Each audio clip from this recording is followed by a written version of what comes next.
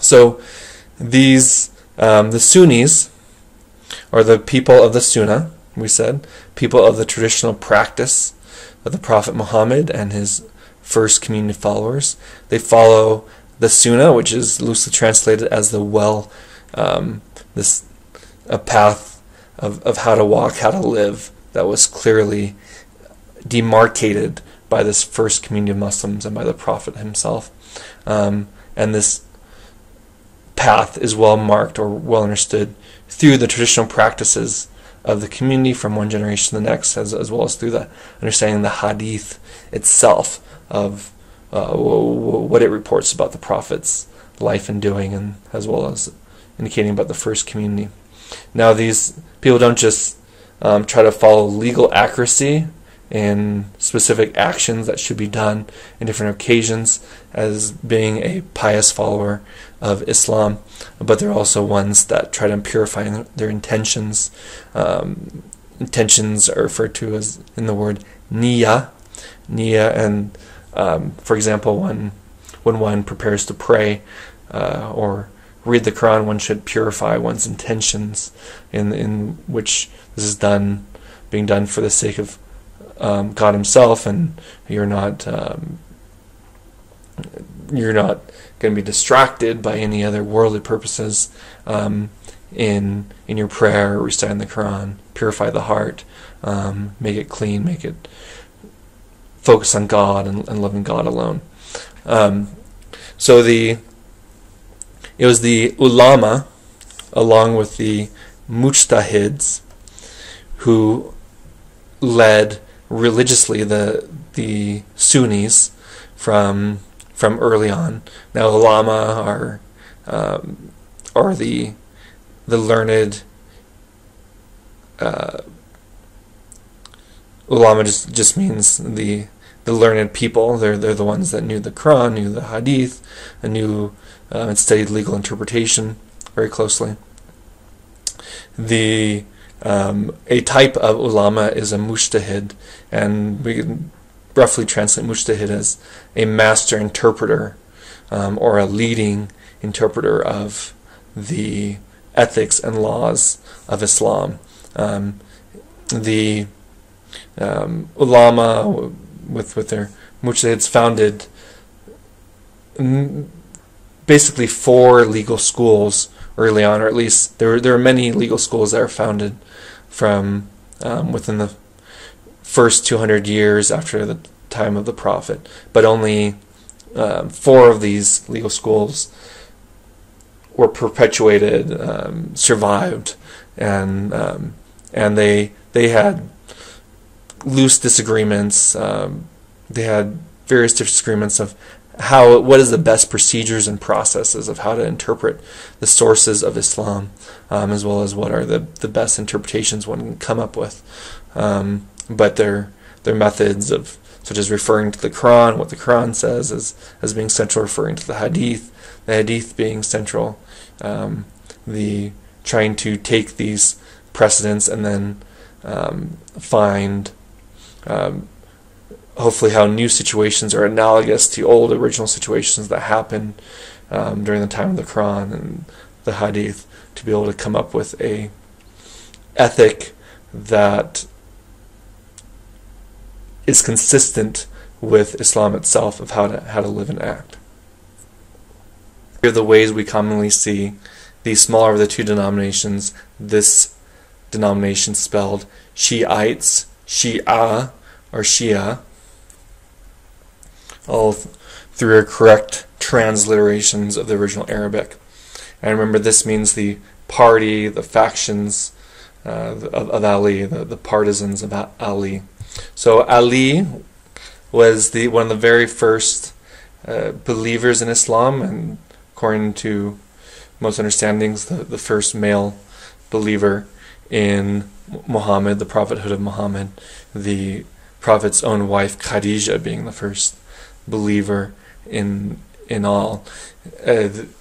Ali was married to the daughter, a daughter of Muhammad and his first wife Khadijah, a daughter named Fatima, and Fatima is a very holy personage, an example of a model Muslim woman, someone who's very given to the life of prayer and lived a very, very good, pure life.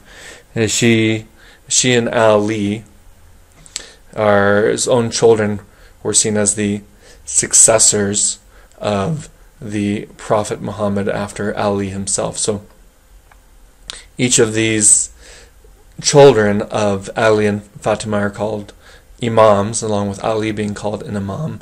Imam is sometimes used in Sunni circles as well. The word simply means leader, someone who stands in front of the others. So the person who leads prayer within a mosque or masjid on Fridays would be called an imam, whether it's Shia, Sunni, whatever. There's just simply a Muslim who stands in front of the others to lead the prayer. Imam in this Shia context that we're talking about right now are individuals who are seen as successors of the Prophet Muhammad. These are individuals who inherited the baraka.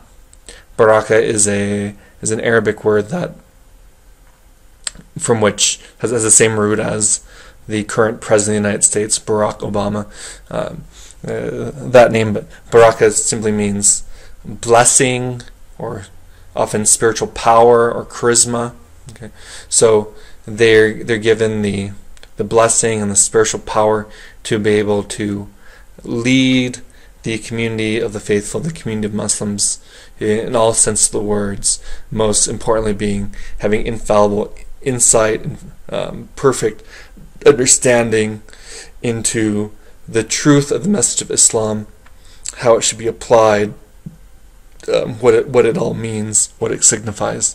They're given this spiritual power and charisma, and they're seen as very holy, exemplary Muslims themselves. The Quran says an excellent pattern you have, an excellent model you have in the Prophet Muhammad, of how to be a righteous Muslim. The Imams themselves are also seen by Shias as being excellent patterns, excellent examples of how to live a pious, righteous life of a Muslim.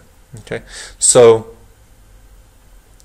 Ali and Fatima had various children.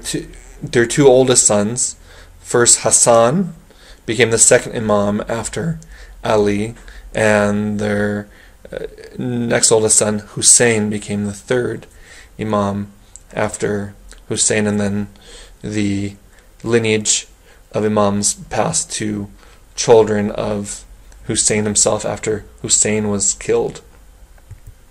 Okay, so the largest, so we said there's the Sunnis and the Shias, and are the big denominations of Muslims, and within the Shias there are various sub-denominations, subsects. Okay, so the largest of these sub-denominations are called Ashura or Twelver Shia Muslims, and they take this name Twelver because of the word, well, it's from the word 12, and they believe that there were 12 holy leaders, 12 imams after the Prophet Muhammad, a line of 12, before the lineage broke off, and is going to be broke off indefinitely, and we'll explain more about that. So there was the first one being Ali, the second one being Hassan, the third one being Hussein, and passed on from one to another. Each of the imams, according to the records of the Shias, were for the most part killed, assassinated usually by Sunni leaders who didn't want them to gain too big of a following or leadership themselves, so best to just kill them off, until the 11th Imam came, and himself was killed at a fairly young age, but he had a son who was very, very young and very, very small, and instead of allowing him to be killed or assassinated as well, according to the legend, this child imam was hidden, put in hiding, put in occultation. Occult just means hidden or secret, and so he was hidden, and he just had a series of intermediaries kind of pass on messages to him in the public world. Only these intermediaries and some assistants knew where he was, and these assistants communicated for him for a time, and according to the legend, he didn't precisely die, but he's stopped communicating with the world. But at the days of the end, this Imam, who just happened to have the same name as the Prophet himself, Muhammad, this Imam Muhammad, so not the same as the Prophet, but a different one, a descendant of the Prophet Muhammad. This Imam will reappear the days of the end and lead the triumph of the righteous over not just the Sunnis who got the successorship wrong, but all the generality of Muslims and generality of the world, and bring in the triumph of Islam over the whole world. Okay, up to that time, the Shia Muslims, the 12 Shia Muslims, believe, while that 12th Imam is hidden, secret, and absent from the world, different mullahs, different leaders who are basically the ulama, and within the Shia tradition, the learned Muslims, these would lead the Muslims in his absence. Okay. So, but someday this person will come. He's often referred to as the Mahdi, which just means the one who is guided. The Imam Muhammad or Mahdi will come again and lead the triumph of the 12 Shiite Muslims over all the world. For all Shias, as well as for many Sunnis, the third Imam, named Hussein, is a very holy figure. He's one who defied the turning of the caliphate into a monarchy, and led by leaders who were not particularly pious Muslims at all. He was one to try to preserve the sanctity and faithfulness to Islam. He went and fled the center of the empire and was going to be protected and take refuge in a group of Muslims who are inclined towards the Shiite interpretations of things, but they got intimidated by a Sunni representative at the last minute and turned their backs on him, and then the military, the army, representatives of the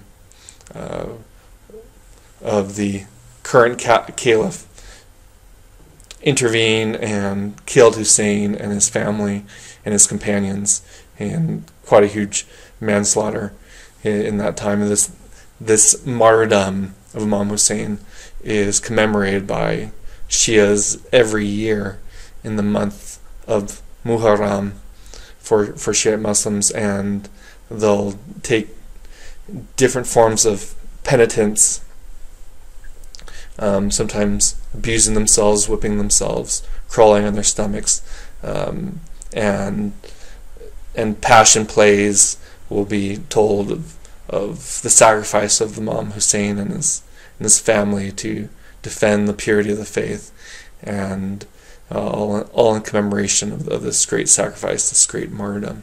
Okay. So the Twelvers, or Ashura, form of subsect, subdenomination of Shiite Islam, was greatly seemed to have had a following for a long time, but was greatly popularized and became something of the national religion of the area now, related to Persia, Iran, and a part of what is current day Iraq as well. And this was done by a king named Ismail I, and in the early 1500s he took great efforts to fund learned leaders of Shiite Islam to go about the territory of Persia and Iraq and teach the masses, teach the populace, set up schools, and fund the building of mosques, who have a paid leader who teaches the 12-hour Shiite way. And from the 1500s, Persia, along with much of Iraq, has been very much of the 12 or Shiite denomination. Today, Iran considers itself even not just the Republic of Iran, but something of a theocracy, which has one of the highest of the leaders of Shiite Islam, someone called an Ayatollah, which just literally means sign of God. They've been led by a religious leader since the Islamic Revolution in the late 1970s, and although they also have an elected president of sorts, the president is very much has to closely consider the wishes of the Ayatollah in making decisions for his country.